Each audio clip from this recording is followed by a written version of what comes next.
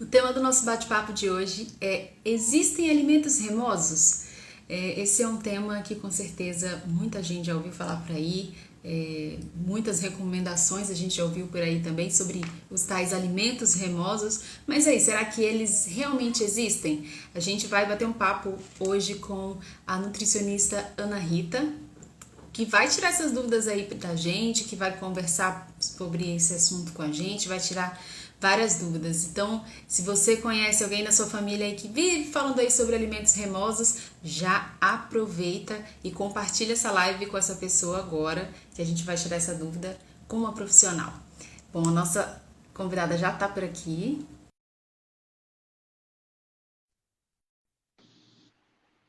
Oi, Bem-vinda! Jaque, tudo bem? Boa noite. Boa noite, tudo ótimo. E Tudo hoje bem, vamos falar aí gente? sobre um assunto que a gente já ouviu falar bastante por aqui, né? Na É, nossa região, que são os famosos alimentos remosos. com certeza, acho que todo mundo, amazonense e nortista como for, já deve ter ouvido falar dessa, vamos dizer assim, dessa versão, né? Não pode comer isso porque isso é muito remoso, né? E a gente já ouve isso desde pequenininho. Em alguns casos, até mesmo as pessoas mais antigas falam, não pode comer isso porque é remoso. E hoje a gente vai Sim, desmistificar um monte de coisas sobre esse assunto, Jaque. perfeito. Bom, como sempre, eu tenho aqui as perguntinhas, né, para guiar o nosso Aham. bate-papo, mas quero convidar a galera para interagir bastante, para perguntar. Fiquem à vontade para colocar também as experiências de vocês aqui, tá? Então, para quem está chegando agora, hoje o bate-papo vai ser sobre alimentos remosos. Então, já fica aqui com a gente. Bom, vamos lá. Muita gente já deve ter ouvido falar aí, alguma tia, avó, né, como a gente falou Sim. aqui, né, sobre esses alimentos remosos, e principalmente não comer certos alimentos depois de uma cirurgia, por exemplo, né, uma inflamação, enfim, são os alimentos proibidos, né, que a Sim. gente chama popularmente como remosos.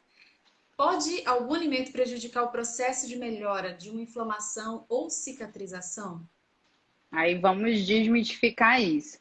Primeiro de tudo, Rita, existe essa palavra remoso? Existe realmente esse alimento? E aí eu falo para vocês que não, não existe. Tanto que você pode até pensar, Rita, eu conheci já uma pessoa de pós-parto, por exemplo, que fez uma cesariana e comeu carne de porco, que muitas das vezes é dito como se fosse um alimento remoso. E aí Sim. você fica pensando, tem gente que passa mal e tem gente que não passa. E aí você pode pensar justamente isso. Cada corpo é um corpo. Cada pessoa é uma pessoa. E cada um de nós somos indivíduos bioquimicamente individuais. Então, algumas pessoas vão sentir e outras pessoas não vão sentir. E isso que a gente chama de alimento, nós chamamos de alimentos pró-inflamatórios. É esse o termo, vamos dizer assim, correto da gente estar utilizando. Um alimento pró-inflamatório. Então, ele ocasiona a inflamação ou ele realmente pode piorar. Então, existem alimentos pró-inflamatórios? Existem. Esses alimentos, depois mais a gente vai discutindo, né, para falar um pouco mais sobre eles. Mas existem esses alimentos e eles podem até mesmo fazer mal num pós-cirúrgico, ou até mesmo no dia a dia, viu, Jaime? Como a gente já comentou no final de semana, a gente falou muito Sim, sobre lactose, então ele pode ser irritativo, o glúten, então ele pode ser irritativo. E aí a gente tem esses alimentos que são mais pró-inflamatórios, que muitas das vezes são alimentos gordurosos, que as nossas avós sempre falavam, não pode comer, porque esse alimento é remoso. Ah, extrair um dente, não pode comer isso porque ele é um alimento remoso. Então sempre tem esses porquês, né? Será que eu posso realmente comer? Será que isso existe? Ou é realmente da nossa cultura, né? Do nortista? e de onde que você de acordo com os conhecimentos, as pesquisas, né, de vocês, nutricionistas, de onde que será que vem essa crença, né, de alimentos remosos? Sim, a gente tem na faculdade a gente aprende sobre história e antropologia da nutrição. Então, desde muito antes, os povos antigos, né, os indígenas, que principalmente eram aqueles que povoavam a nossa região, começaram até mesmo a observar isso, que tinha alguns momentos que a gente não poderia comer certos alimentos. E com isso foi evoluindo e hoje a gente tem o termo remoso. Mas que hoje, após muitas pesquisas, a gente já descobriu que são esses alimentos que ocasionam mais inflamação em alguns períodos ou não. Então, Rita, será que eu posso realmente tirar isso da alimentação? Eu posso comer isso após uma cirurgia, após uma extração, após um pós-parto, né? Então, isso vai depender de cada corpo, mas foi assim que surgiu, desses povos Interessante, indígenas né? lá atrás, sabe? A gente Olha, tem carrega muita um coisa, né? total. E eu não Deles, gosto de talvez. tirar, sabe, isso, já que eu acho que Sim, isso faz faz parte, né, da parte história, da da nossa história, da cultura. nossa cultura. É que Sim. nem uma nutricionista chegar para você e falar, ó, por exemplo, seus avós, né, e falar assim, não, ele não pode tomar caldo da caridade, porque caldo da caridade tem muito carboidrato. E eu sou completamente contra isso, porque o caldo da caridade, ele já tá, gente, na nossa cultura há 1000 anos. É nós, o povo nortista, que carrega esse caldo da caridade. E se aquele alimento afaga, se aquele alimento ocasiona emoções boas para uma pessoa, esse é um alimento que vai fazer bem, entendeu? Naquele momento vai ser um alimento bom para ele. Então é super legal da gente estar sempre usando esses termos que a gente utiliza da nossa cultura desde muito pequeno, né? Que a gente já ouviu isso falar há muito tempo antes. Eu acho também muito legal isso, né, de manter Sim, as tradições. isso, a tradição. Deixa eu ver aqui, eu vi que teve comentário. Teve vários aí. Olha, gente, que bom que vocês estão interagindo horrores. Cada da caridade é muito bom, justamente. Não tem Ó, para quem não mim, levante. dessa vez está ao contrário para mim. Nem todos estão aparecendo aqui para mim, né? Tem só Olha, alguns comentários aparecendo. tem um Eu que vi aqui o da perguntou Tati. da A Tati espinha, ela não é aborda. essa? É isso. Existem alimentos gordurosos que fazem nascer espinha? Sim, a Enquanto gente você fala. responde aí, eu vou entrando aqui pelo notebook para eu ver as outras perguntas que eu não Sim, consigo ver sim, aqui pode agora no ficar à celular. Vamos vontade. lá. Bom, normalmente, gente, sim, porque os alimentos gordurosos, alguns deles são pró-inflamatórios. Se eles são pró-inflamatórios, eles vão gerar inflamação. E nessa fase de adolescência, né, que a gente tem, uma inflamação muito bem conhecida é a acne, né, a espinha. Vocês já ouviram falar que no dermatologista ela fala, não adianta só a gente fazer os cremes e tudo mais, mas sim também um tratamento nutricional. O processo de você fazer uma alimentação anti-inflamatória vai ajudar tanto no rosto, nas espinhas, na celulite também. Isso tudo faz. Se você consome pizza, consome muito refrigerante, consome muita gordura industrializada, a gente vai ter mais inflamação e com isso nasce mais acne e nasce também mais celulite, né? A gente que é mulher, minha filha, depois de uma certa idade, pode comer o que for, já vai ocasionar ali essas inflamações. Então, esses alimentos que são remosos, eles até podem ocasionar isso, né? Eu lembro que eu tinha uma paciente que falava isso, que ela não podia comer no período menstrual e desencadeava um monte de inflamação, sabe? Aumentava as espinhas, o cheiro, ela falava que o cheiro da menstruação modificava, mas na verdade a gente fala que é o Nossa. cheiro da vagina mesmo como um todo, né? Então tem alimentos que vão ocasionar mais inflamação e tem outros alimentos que não. Então, quanto mais alimentos anti-inflamatórios, a gente vai considerar ali uma dieta mais saudável. Olha, a Carol Valeu, perguntou Tati. aqui, ó. Carne de porco é remoso? Como eu falei no comecinho, né? Esse termo do remoso, realmente ele não vai existir. Aí a gente fala, será que a carne de porco ela vai ser um alimento inflamatório? E não, gente, não vai ser. A carne de porco, ela é um alimento até menos gorduroso do que a carne bovina. Óbvio, né? A Se gente já você falou aqui em frita, algumas lives, né, sobre a carne sim, vermelha, inclusive, sobre sim, que é inflamações. inflamatória, inclusive, que é inflamatória. E um ponto além da carne vermelha, sabe, Jaque? O modo de preparo que você faz. Isso influencia muito. Porque eu tô falando pra vocês, gente, uma carne de porco é uma carne mais saudável. Mas aí você vai lá e frita a carne. Aí você vai lá e utiliza muita gordura para preparar aquela carne. Então não vai ser uma carne saudável. Se você faz um refogado, se você faz um ensopado, assa aquela carne, ela pode ser uma carne mais saudável. Aí, quando a gente fala disso, a gente lembra que o churrasco é um alimento bem pró-inflamatório também. Então, quando você usa carvão para cozinhar o alimento, aquela fumaça do carvão, ela é uma fumaça que eu vou até falar para vocês o termo certo, é cancerígena. Então, você consumir todo final de semana como churrasco. Gente, todo final de semana você está utilizando e consumindo uma substância cancerígena no seu corpo. Entendeu? Eu acho que eu vi a Carol falando aqui também do pirarucu, né? Que aí o povo fala Isso. também. Peixe em geral eu já ouvi, né? Também Sim, sobre e, isso. e é o peixe mais gorduroso. Por quê? Porque ele é um alimento que contém muito ômega 9. Quanto mais ômega 9, eu tenho um alimento realmente potencial mais inflamatório. Só que para algumas pessoas ele pode ocasionar esse problema e outras não. O que vai determinar, Rita, como está o seu sistema imunológico, como está o seu intestino para receber aquele alimento, como está a sua saúde como um todo, sabe? Porque a gente fala, nenhum alimento é tão ruim a ponto de que o seu próprio corpo não se defenda. Entendeu? A Carol tá falando que comeu churrasco ontem. Eu também comi churrasco sábado. Eu também comi churrasco sábado, mas O a problema aqui gente é o exagero, né? isso, é todo fim de semana. Eu tinha um paciente já que comia todo dia, porque ele trabalhava do lado de uma Nossa. churrascaria. Ele Olha, eu trabalhava do vou lado de falar uma que eu tive uma churrascaria. época também que eu trabalhava do lado de uma churrascaria. Meu pai tá Ai, até aqui meu... na live, que eu já vi, e eu trabalhava com ele. E aí a gente comia todo dia churrasco. Pois é, e aí justamente isso. Aí todo dia você tá colocando uma substância ruim no seu corpo, sabe? E aí a gente pensa que câncer é só por conta de algumas doenças. E não, gente, tudo que a gente come também influencia. É um ponto de gatilho para o nosso corpo, sabe? Então, a gente diminuir esses alimentos, o modo de preparo é o que influencia muito mais. É aquela famosa frase, né, que a gente já ouviu bastante por aí, que a gente é aquilo que a gente come, né? Sim, com certeza. Isso é muito importante da gente pensar, sabe?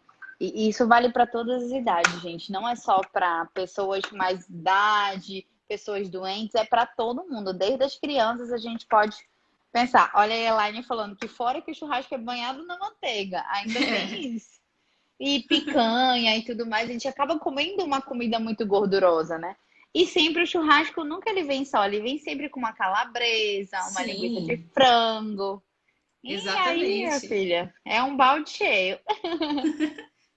Ó, queria que você falasse um pouquinho se existem alimentos mais adequados para recuperações, né? A gente citou lá atrás que tem a questão de dificuldades ali, de alimentos que podem dificultar a recuperação de uma cirurgia, por exemplo.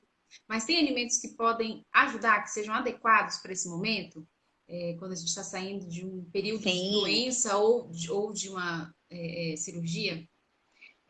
sempre a gente pensa assim, se eu vim de uma doença inflamatória, normalmente a gente indica mais alimentos anti-inflamatórios. Agora, se uma pessoa vem de um pós-parto ou de uma cirurgia, a gente precisa de alimentos cicatrizantes. Então, são duas coisas que a gente vai conversar. Vamos começar falando sobre os alimentos anti-inflamatórios. Todas as gorduras boas, elas são alimentos anti-inflamatórios. Então, abacate, que é maravilhoso, inclusive foi meu lanche hoje, abacate, tucumã, açaí, castanhas de modo geral, sabe? Então, tudo isso que a gente vai utilizando na alimentação que tem gordura boa, eles são anti-inflamatórios. Além disso, até mesmo o próprio ômega 3, que a gente fala muito, né, aqui nas lives, né?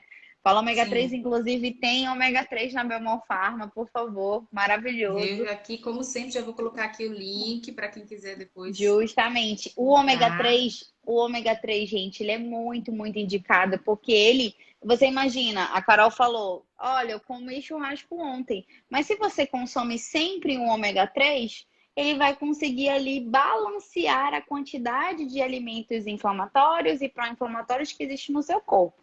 Isso é um ponto muito importante para a gente comentar. E aí a gente entra também nos alimentos cicatrizantes.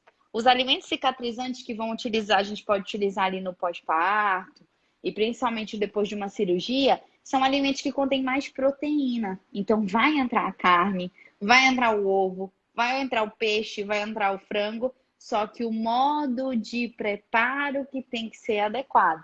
Sempre você o quanto mais a gente consumir comidas com caldo, é o mais indicado. Por quê? Porque você não frita, você não assa, não faz aquela crosta, sabe, de gordura ou de queimado, porque aquilo ali é o ruim, entendeu?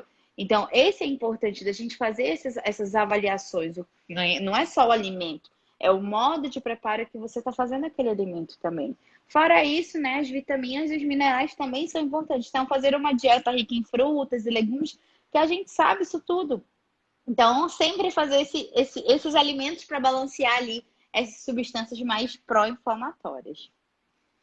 Show. Olha, a Carol comentou aqui, eu tomo o ômega 3, né, que a gente falou. Comprei na Bemol, tava até na promoção. Olha aí, Olha aí, gente. ó. Arrasou. Não, a gente tem que consumir ômega 3 mesmo, gente. Não tem jeito. E é verdade que vitamina C ajuda no processo de cicatrização de feridas? Perfeito. E a gente ainda tem esse ponto. Lembra que eu comentei aí sobre vitaminas e minerais? E é justamente isso. A vitamina C, a vitamina E, são vitaminas que auxiliam muito no processo de cicatrização. Então, elas são antioxidantes potencializadores, assim, ó, gigantescas. E ajudam muito nesse processo ali de cicatrização. Inclusive, para tudo, né? Não é só no processo de cicatrização em si, mas também como antioxidante. Então, para manter a pele bonita, para manter ali as pernas, né, sem celulite, que a gente luta horrores. E também para ter uma vida mais saudável, para aumentar a sua imunidade. E aí, um ponto importante sobre a vitamina C. Rita, é qualquer vitamina C? É aquela efervescente? Será que aquela Boa, efervescente bom é uma explicar essa boa diferença opção? aí.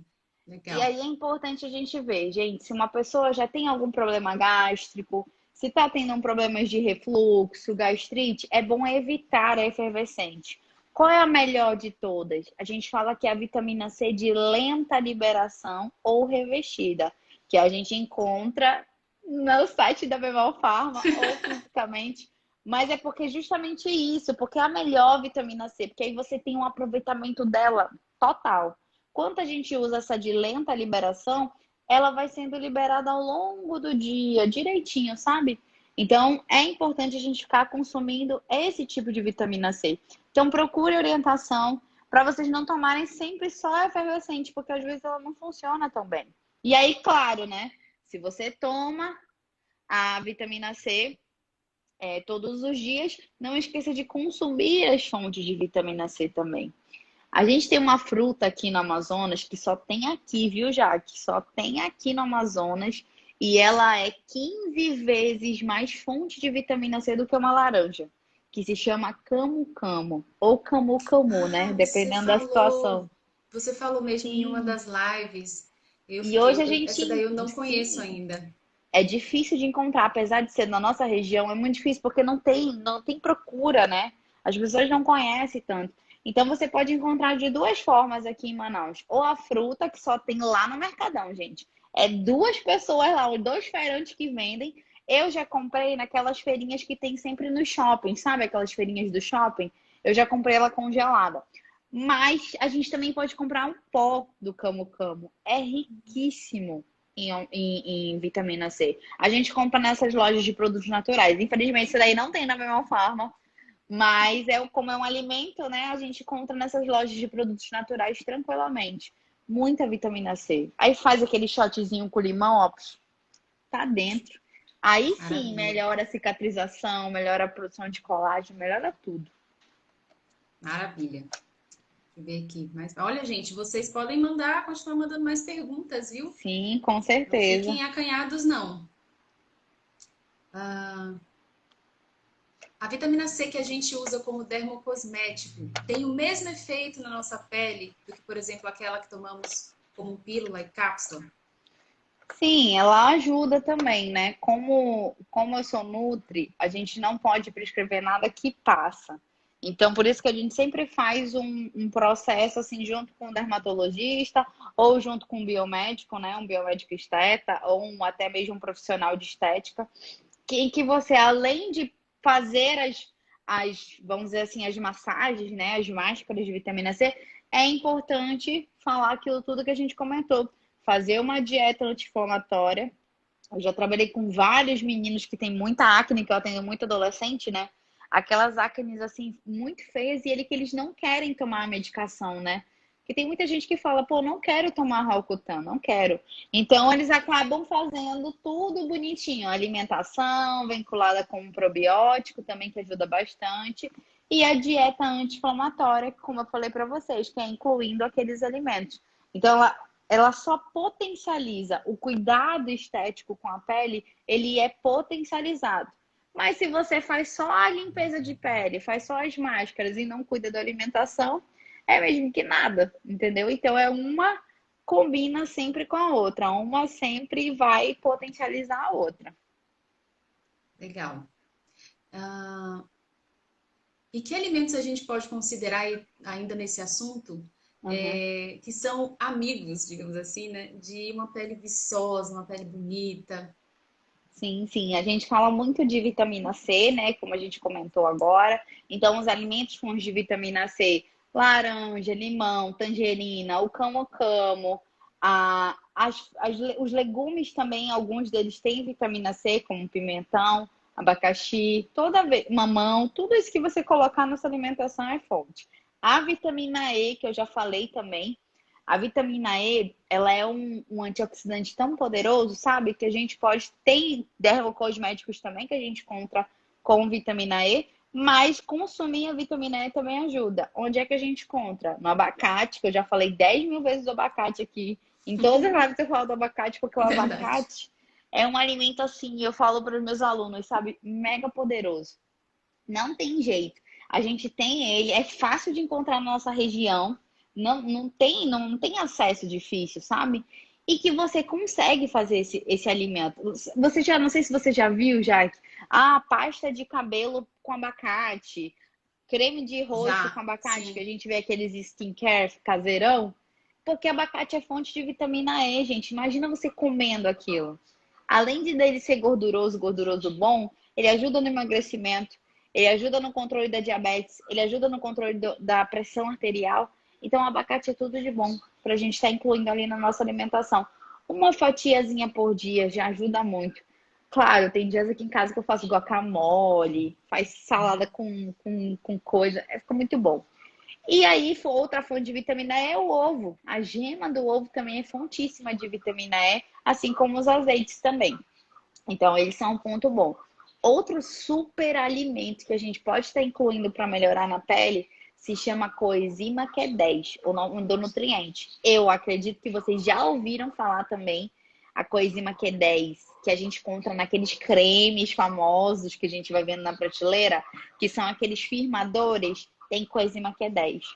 Rita, qual é o alimento que tem mais coenzima Q10 na vida? Sardinha. Sardinha. Tem Olha muita só. coenzima Q10. Só que aí é aquele negócio, né?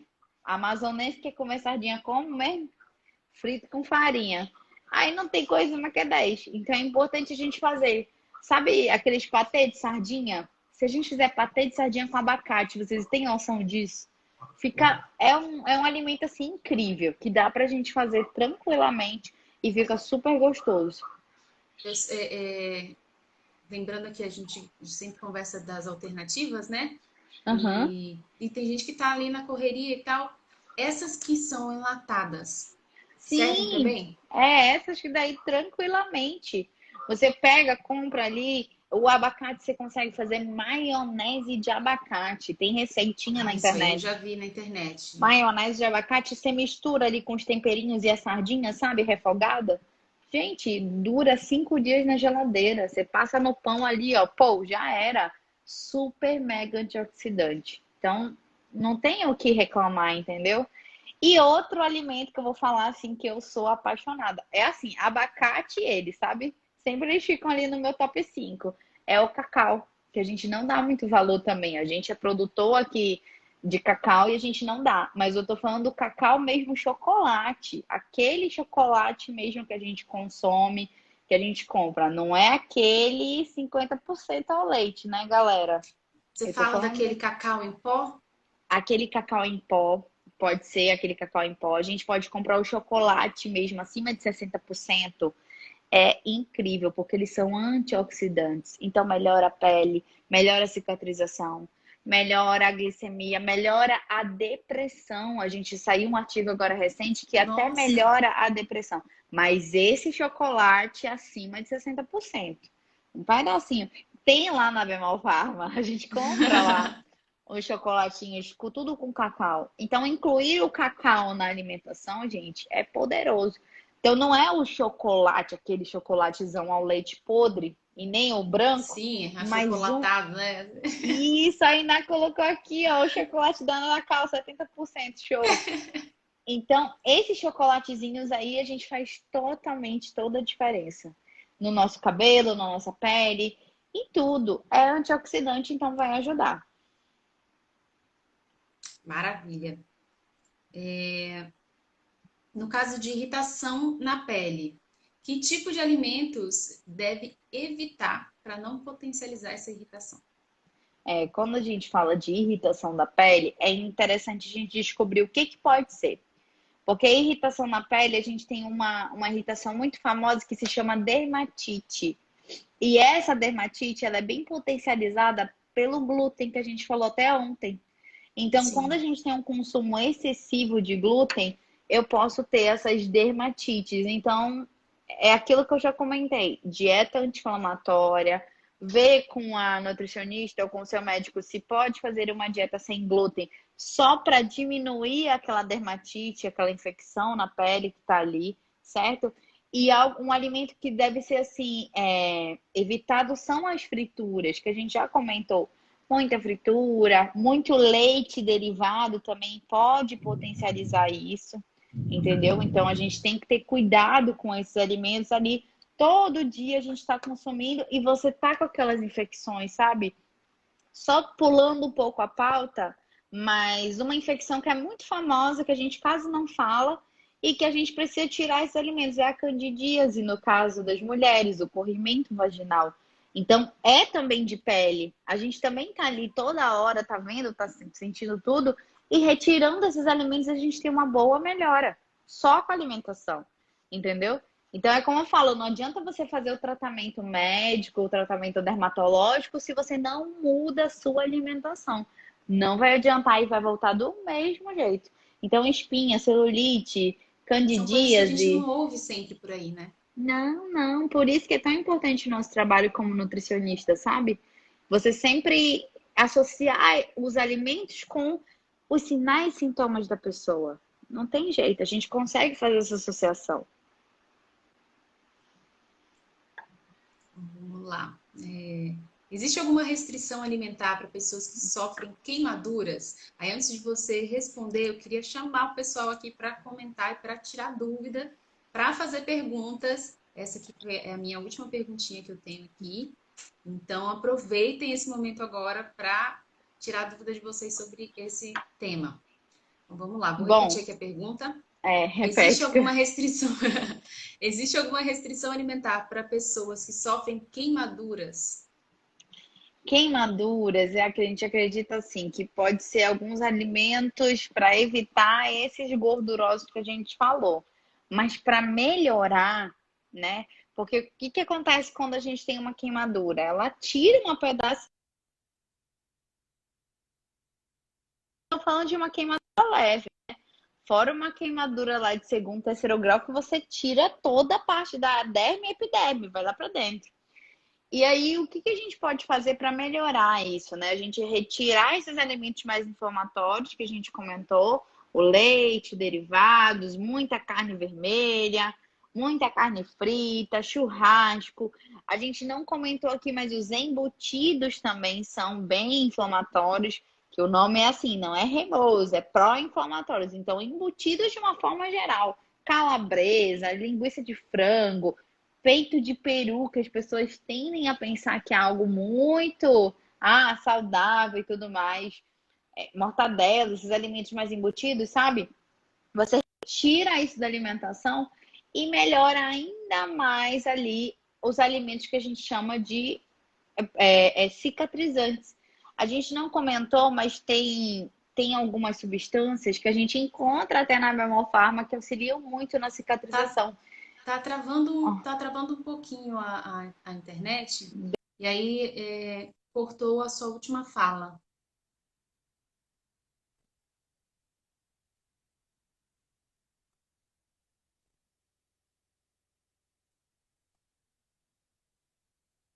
Enquanto isso, gente, vocês podem ir colocando aqui as Agora, dúvidas de vocês. Eu já vi que a Rosângela mandou aqui. agora já melhorou. Acho que eu botei no meu 4G e deu uma Aí, melhorada. show. Sim, e aí a gente Melhorou. vai de tirar esses alimentos embutidos, tirar essa calabresa, essa linguiça, esses alimentos todos que a gente comentou, e vai adicionar os alimentos mais cicatrizantes. A gente não falou de uma substância, que inclusive a gente compra lá na Bemol Pharma, que se chama glutamina. A glutamina ela é um reparador de tecido. Então, para doenças intestinais, para sistema imunológico e para até mesmo dermatite de modo geral ou queimaduras, é ótima fazer a suplementação com essa glutamina, tá bom?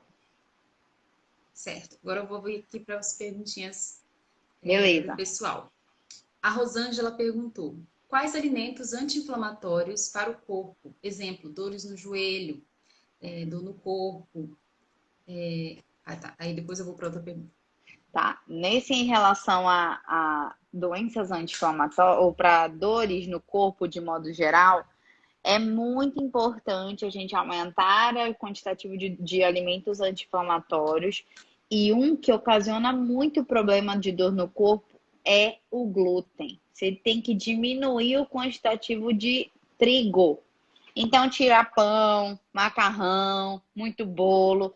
Tenta reduzir isso no máximo e aumenta ali os alimentos anti-inflamatórios que a gente comentou. O ômega 3 é ótimo para isso. O ômega 3, assim, gente, é muito potenciador. Então, você consumir ali 3 cápsulas ao dia já ajuda bastante. Qualquer uma. Na Bemol Pharma, a gente tem marcas muito boas que a gente pode indicar, tá bom? E consumir abacate, as castanhas, o azeite, o açaí. Todos eles são anti-inflamatórios. Gengibre, a gente esqueceu de falar. Gengibre e cúrcuma também são ótimos. Aquele açafrão da terra, sabe? O amarelinho que a gente usa Sim. para temperar comida. Ele é maravilhoso. Então, tudo isso a gente pode estar colocando na alimentação para melhorar essas dores aí no corpo.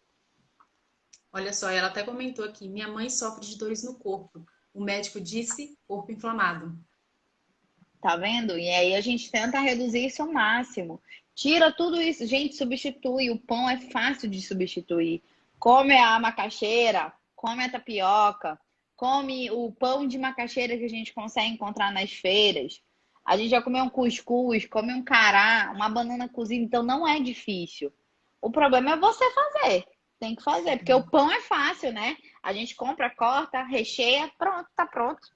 Mas substituir dá trabalho. Então, Não, e faz isso que melhora. a gente teve bate-papo ontem, né? Que a gente falou bastante Sim, sobre isso e várias opções também, né? De substituição. Então, Rosângela, se você não assistiu a live de ontem, ela tá salva aqui no GTV da Bemol Pharma. Acho que seria bem legal você e a sua mãe juntas assistirem depois, que tem várias dicas legais lá sobre essa questão do glúten como um todo, né? sim, E sim, aí foram várias dicas bem legais. Inclusive pão sim. sem glúten, né? Que você também falou Sim, a gente falou que dá para encontrar tranquilamente pão sem glúten aqui em Manaus. Olha, bugou meu sistema aqui, não consigo ver as perguntas mais, Jade. Tranquilo, tô Na aqui troca, com. na troca Tá do aberto aqui. 4G. Aham. Tá aberto aqui no notebook também. A Rosângela perguntou também se o couve contém cálcio. Sim, contém. Não só o couve, mas couve, brócolis contém cálcio, gergelim contém cálcio, chia contém cálcio, linhaça. Então, que a gente até falou na live lá dos intolerantes, que é uma boa substituição. Espinafre, gente. A gente tem um espinafre aqui na nossa região que se chama espinafre amazônico, riquíssimo em cálcio. Saiu também uns estudos com a folha do Ora Pronobis, esse é o nome. Ora Pronobis, é muito fácil de a gente encontrar. Além dele ter cálcio, ele tem também uma fonte muito grande de magnésio e de cálcio, então, e de ferro. Então ajuda muito. Ele é ótimo para os veganos, né, que não conseguem consumir. Então ele é bem fonte assim de todos esses nutrientes mais difíceis, assim como as proteínas também. Legal. A Elaine perguntou que alimentos podem ser incluídos para pessoas com hipoglicemia, porém obesa. Isso aí é bem bacana. Nesse caso, em relação à hipoglicemia, se ele estiver tendo vamos dizer assim, um ataque, né? Um surto, assim, hipoglicemia na hora. A gente pode oferecer ali uma fruta para ele ou um chocolate, tá bom? Para poder recuperar. Agora, se ele está tendo hipoglicemia direto e mesmo assim está sendo obeso, é importante fazer o acompanhamento nutricional, porque tem alguma coisa errada na dieta. Não tem jeito. A gente consegue melhorar, né? Não tirar tudo da dieta, mas consegue manter tranquilamente as frutas, os legumes. É importante sempre verificar isso, né? Para a pessoa não ter hipoglicemia. Não ficar com fome, porque o problema da hipoglicemia é que as pessoas passam muito tempo sem comer. E aí já vê, o corpo já tá pedindo horrores e ela vai na primeira coisa que tem ali, que vai ser esses alimentos mais fáceis, infelizmente. Então, aí que mora o perigo. Por isso que é importante a gente não comer com fome, gente. Dá um tempinho, veio ali, já veio um pedacinho de fome, opa, já vamos se alimentar. Porque se você come com muita fome, você vai devorar tudo. E aí acaba consumindo mais do que deve. Ó, só respondendo aqui a pergunta, todas as lives ficam salvas? Sim, todas as lives ficam salvas. A gente está tendo live aqui desde 28 de dezembro, todos os dias. Isso. Então, tem bastante live, bastante assunto legal, vários convidados incríveis. Vale a pena dar uma olhadinha lá depois no IGTV da Com Bemol toda Farma, tá? certeza. E olha só quem tá por aqui, doutora Kelly. A dor na hora do parto também tem relação com o consumo de alimentos inflamatórios? Perfeita pergunta, porque ontem eu falei sobre isso, né?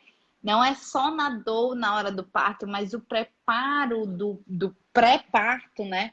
Ele também é importante. Saiu um estudo recente em que mulheres que fazem o maior consumo de alimentos inflamatórios e de alimentos ricos, né? Hiperglicemiantes, ricos em açúcar, elas têm maiores dores na hora do parto. Então, para Olha, você interessante. melhorar dilatação, para você melhorar muito o posicionamento, a dor na hora do parto, é importante a gente fazer uma dieta com caráter, tá, gente? Pelo amor de Deus, não é dieta low carb, mas é com caráter low carb. Reduzir o açúcar, reduzir um pouco dos carboidratos e melhorar a oferta de gorduras e proteínas boas para a hora do parto, principalmente as mulheres que vão optar pelo parto normal. Então, a dor, aquelas muita dor, ele é baseado nisso. E fora isso também atividade física, né? Se você não tem um corpo ativo, é mais difícil você ter um bebê ali na hora do parto.